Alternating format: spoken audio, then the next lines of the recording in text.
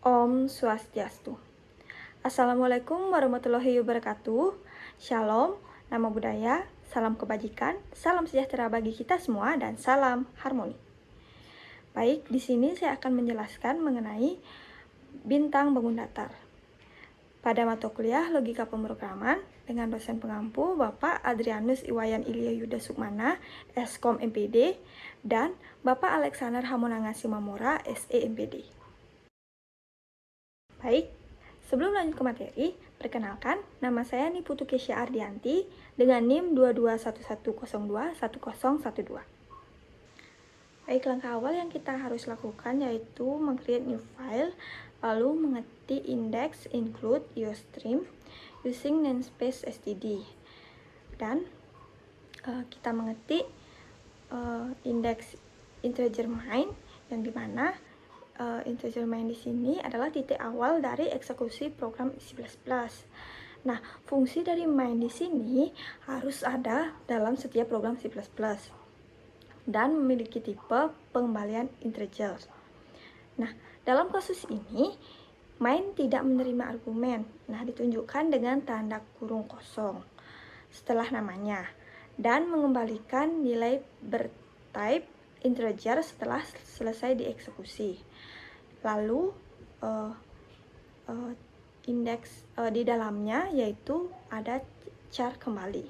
Nah, char kembali di sini merupakan deklarasi variabel kembali dengan tipe char.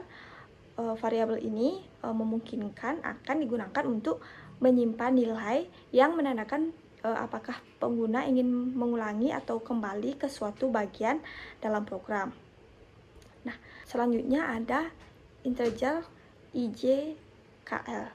Nah, ini adalah deklarasi beberapa variabel bertipe integer, yaitu I, J, K, dan L. Nah, variabel-variabel ini kemungkinan akan digunakan untuk berbagai tujuan dalam program. Nah, selain itu ada juga do.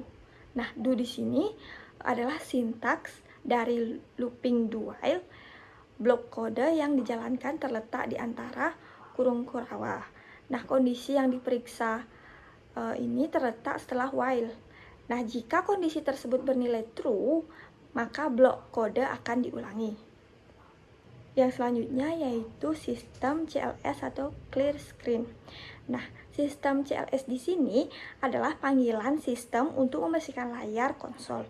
Nah, ini digunakan untuk membersihkan layar konsol sebelum menampilkan pesan baru, memberikan tampilan yang lebih bersih dengan menghapus semua output sebelum di layar. Baik, selanjutnya yaitu ada cout. Cout di sini yaitu praktek logika pemrograman semester genap 2023-2024. Nah, ini adalah perintah untuk menampilkan judul atau header program ke layar. Nah, pesan ini memberi informasi tentang konteks program. Dalam hal ini adalah praktik logika pemrograman pada semester genap tahun 2023-2024. Selanjutnya yaitu ada check-in. Nah, check-in ini adalah perintah untuk mengambil input dari pengguna dan menyimpannya dalam variabel i. Yang selanjutnya yaitu perintah cout, jumlah perulangan.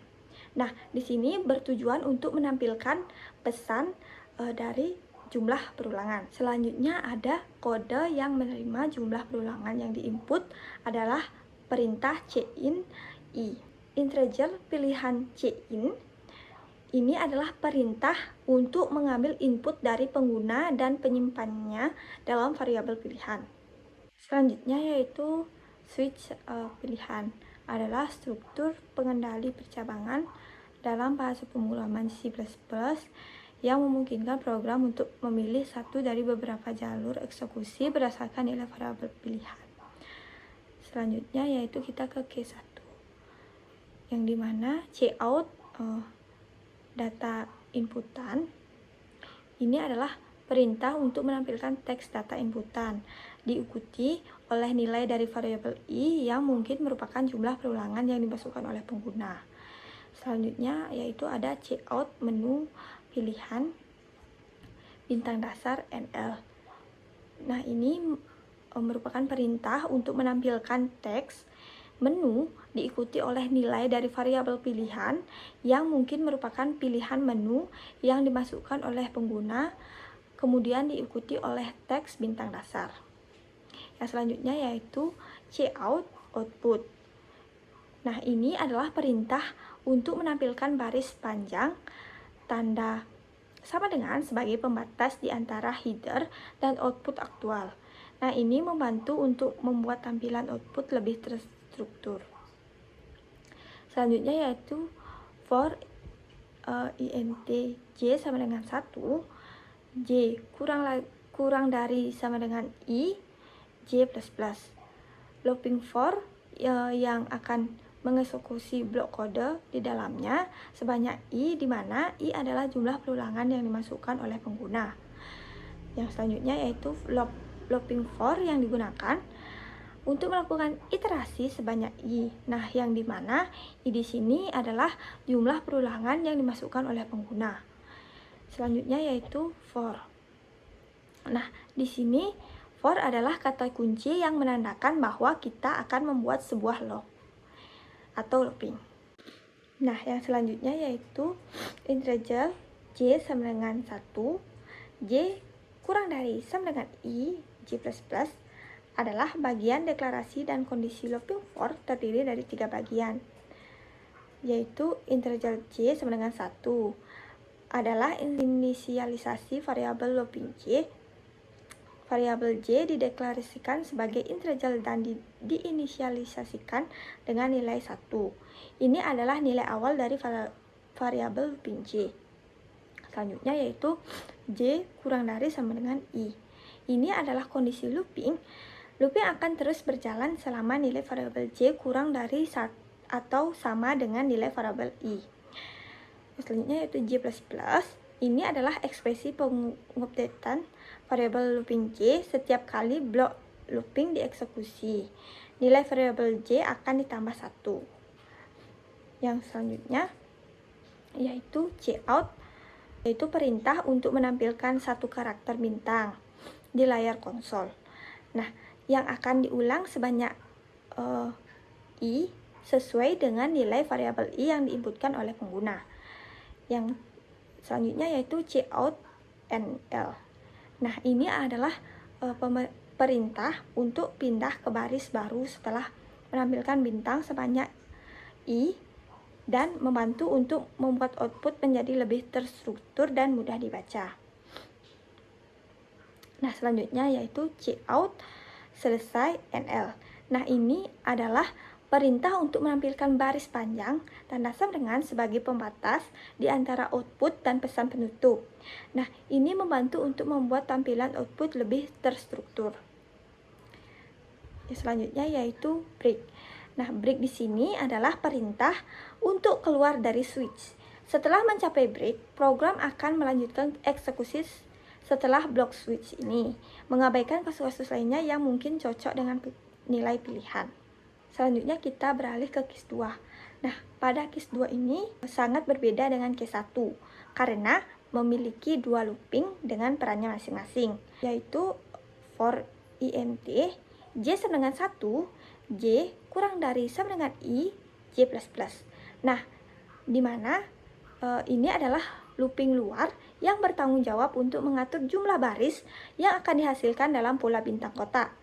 Nah, looping ini akan diulangi sebanyak i, di mana i adalah jumlah perulangan yang dimasukkan oleh pengguna. Nah, variabel j digunakan sebagai indeks atau penghitung yang dimulai dari 1 dan bertambah 1 setiap iterasi hingga mencapai nilai i. Jadi, looping ini akan diulangi sebanyak i. Nah, sesuai dengan nilai yang dimasukkan oleh pengguna dan disimpan dalam variabel i. Selanjutnya yaitu ada for int k sama dengan 1, k kurang dari sama dengan i, k++. Nah, ini adalah looping dalam yang bertanggung jawab untuk mencetak bintang-bintang dalam satu baris. Nah, looping ini akan diulangi sebanyak i pada setiap iterasi looping luar. Nah, variabel K di sini juga digunakan sebagai indeks atau penghitung yang dimulai dari 1 dan bertambah 1 setiap iterasi hingga mencapai nilai I. Jadi, looping ini akan diulangi sebanyak I pada setiap iterasi looping luar. Nah, dengan dua looping ini, setiap iterasi dari looping luar atau for int j sama dengan 1, j kurang dari sama dengan I, j++ akan memicu I iterasi dari looping dalam atau for integral k sama dengan 1, k kurang dari I, k++. Pemicu I di sini dimaksud adalah nilai dari variabel I yang menentukan jumlah baris dan kolom dari kotak bintang. Baik, kita di sini lanjut ke case yang ketiga.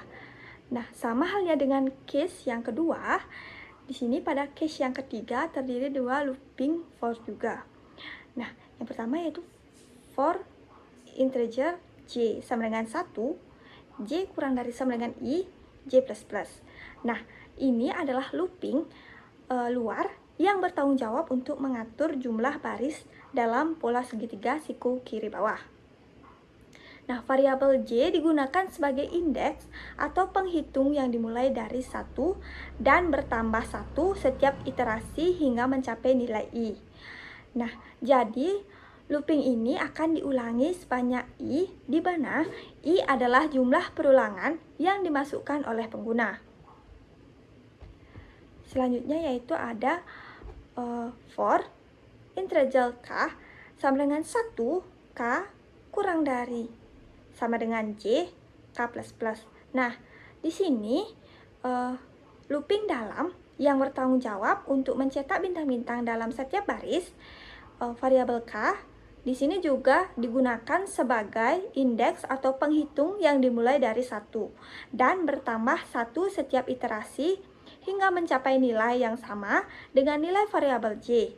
Jadi, looping ini akan diulangi sebanyak nilai j pada setiap iterasi looping luar.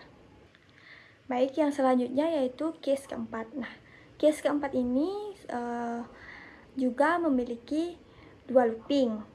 Nah, yang pertama yaitu for int j sama dengan I, j lebih dari sama dengan 1, j min. Nah, di sini j min ini sangat berbeda dengan looping sebelumnya. Variabel j digunakan sebagai indeks atau penghitung yang dimulai dari nilai I. Nah, atau jumlah perulangan yang dimasukkan oleh pengguna. Nah, dan berkurang 1 setiap iterasi hingga mencapai nilai 1. Nah, j min inilah yang berperan sebagai pengurang nilai I pada variabel j tersebut. Yang kedua yaitu for integral k sama dengan 1, k kurang dari sama dengan j, k++. Nah, di sini looping dalam yang bertanggung jawab untuk mencetak bintang-bintang dalam setiap baris. Nah, variabel k juga digunakan sebagai indeks atau penghitung yang dimulai dari 1 dan bertumbuh 1 setiap iterasi hingga mencapai nilai yang sama dengan nilai variabel j. Nah, jadi looping ini akan diulang sebanyak nilai j pada setiap iterasi looping luar. Nah, yang selanjutnya yaitu case yang kelima. Nah, case yang kelima ini terdapat 3 looping. Yang pertama yaitu for integral j sama dengan 1, j kurang dari sama dengan I, j++. Nah, di sini looping luar yang bertanggung jawab untuk mengatur jumlah baris dalam pola segitiga siku kanan bawah. Nah, variabel j digunakan sebagai indeks atau penghitung yang dimulai dari 1 dan bertambah 1 setiap iterasi hingga mencapai nilai I. Nah, jadi looping ini akan diulang sebanyak I, di mana I adalah jumlah perulangan yang dimasukkan oleh pengguna.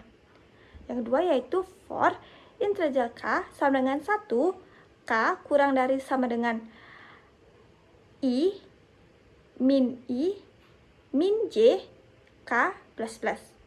Nah, ini adalah looping dalam pertama yang bertanggung jawab untuk mencetak spasi sebelum bintang-bintang pada setiap baris. Nah, variabel k digunakan sebagai indeks atau penghitung yang dimulai dari 1 dan bertambah 1 setiap iterasi. Nah, pernyataan dari I min J ini menghasilkan nilai negatif yang menentukan jumlah spasi yang akan dicetak. Nah, dengan demikian looping ini akan mencetak spasi sebanyak I min J kali untuk setiap baris.